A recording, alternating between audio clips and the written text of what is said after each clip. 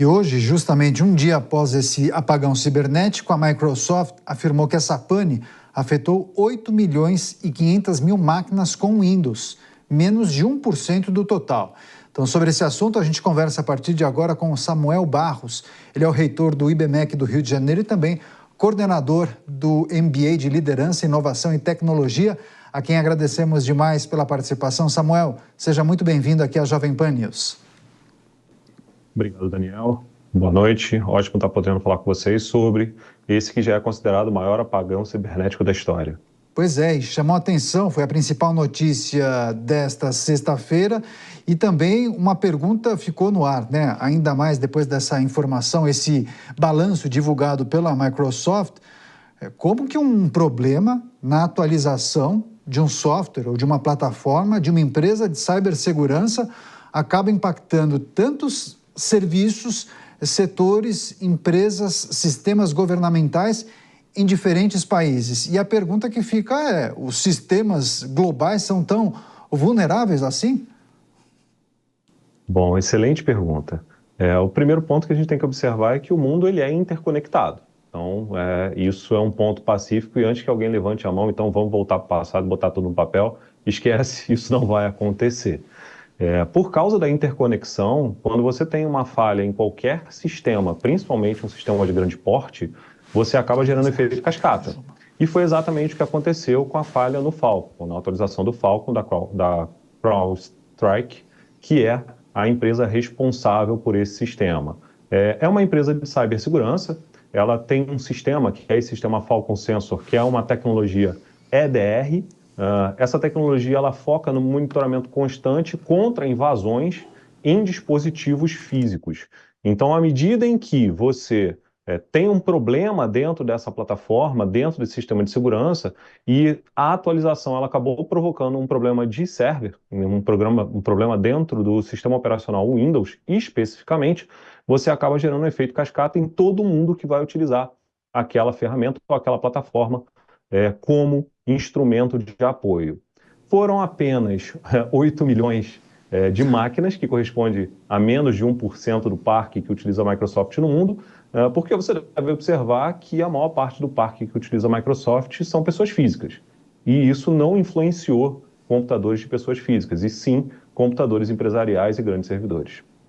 Pois é, agora, se nós analisarmos no Brasil, claro, houve consequências, mas numa escala muito menor se nós compararmos, por exemplo, com os Estados Unidos. Mas houve ontem relatos de problemas em voos, empresas do mercado financeiro, principalmente bancos, até sistemas governamentais. Trouxemos a informação na programação que o Supremo Tribunal Federal enfrentou dificuldades e, ao final do dia, houve já uma resolução daquele problema.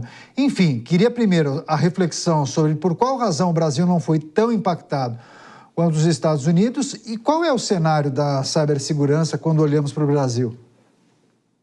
Bom, por que o Brasil não foi tão afetado? Não só o Brasil, alguns outros países no mundo também foram muito menos afetados do que os Estados Unidos. Se você observar hoje, das 500 maiores empresas americanas, aproximadamente 300 utilizam o sistema da CrowdStrike como ferramenta de segurança. Então, lá, o impacto necessariamente é ser maior por uma escolha de plataforma. Então, eles preferem plataforma Microsoft. Consequentemente, qualquer desvio, qualquer dor de cabeça na Microsoft vai influenciar de forma muito mais significativa nos Estados Unidos. Também se observou de forma muito forte um efeito em Israel, assim como um efeito em Hong Kong e em alguns países europeus. O Brasil acaba passando com um sofrimento um pouco menor, porque nós temos, dentro da nossa operação, dentro do nosso parque, muitas operações rodando em Linux e algumas plataformas até em Mac. Consequentemente, como não houve impacto para as plataformas Linux e para a plataforma Mac, a gente acaba passando relativamente ileso nessa situação. No entanto, todo e qualquer segmento empresarial que utilizava ou utiliza o Windows como estrutura acabou sofrendo.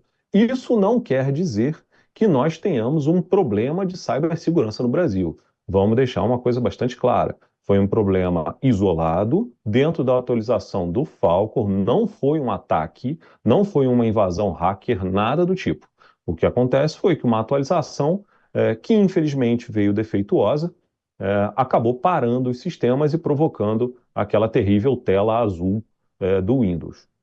Consequentemente, o que pode ser feito para evitar esse tipo de problema no futuro? Primeiro, antes de fazer uma atualização, tomar um certo cuidado de manter os seus backups e as suas estruturas bem defendidas. Segundo, a própria empresa dona do Falcon, a CrowdStrike, já levantou a mão dizendo que vai provocar testes mais rigorosos dentro dos seus sistemas. E a própria Microsoft também está trabalhando com sistemas de apoio para que, caso venha acontecer problemas parecidos no futuro, ela não venha a sofrer uma queda como aconteceu dessa vez. Então, a gente tem aí um cenário o qual o risco de a gente ter um fenômeno parecido num futuro próximo tende a ser menor. Mas eu vou botar esse menor entre aspas, porque o mundo está ficando mais interconectado. Então, consequentemente, qualquer problema ele vai provocar efeito cascata, e o nosso medo é que esse efeito cascata se torne ainda mais sensível se as pessoas, empresas e governos, consequentemente, não tomarem cuidado. Como no Brasil, nós temos preferência por servidores Linux e servidores Mac, pode ser que a gente sofra um pouco menos, porque são sistemas abertos. Perfeito. As consequências e os impactos do apagão cibernético desta sexta-feira. Estamos conversando com Samuel Barros, ele é reitor do IBMEC do Rio de Janeiro e especialista no assunto. Samuel, o Nelson Kobayashi fará a próxima pergunta. Professor Samuel, boa noite, é um prazer falar contigo.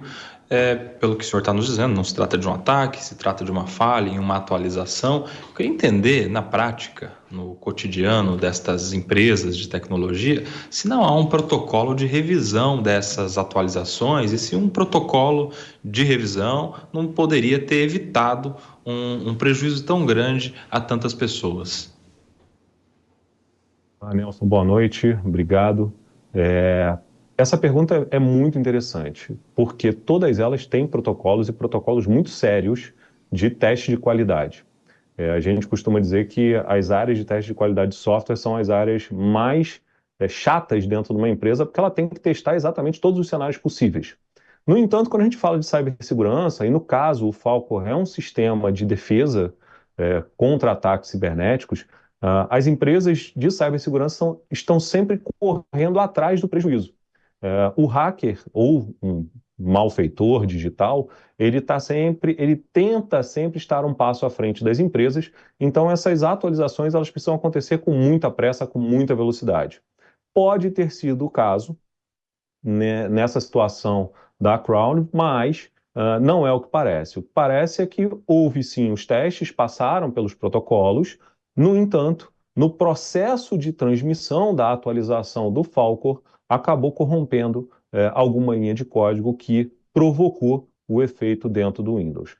Certamente isso vai mudar as regras de processo de controle de teste de qualidade dos sistemas, dentro da CrowdStrike, sem dúvida, e a Microsoft também está criando ferramentas para se tornar ainda mais defensiva nesses casos. É isso, as consequências do apagão cibernético e todas as consequências para empresas, países, sistemas governamentais, enfim.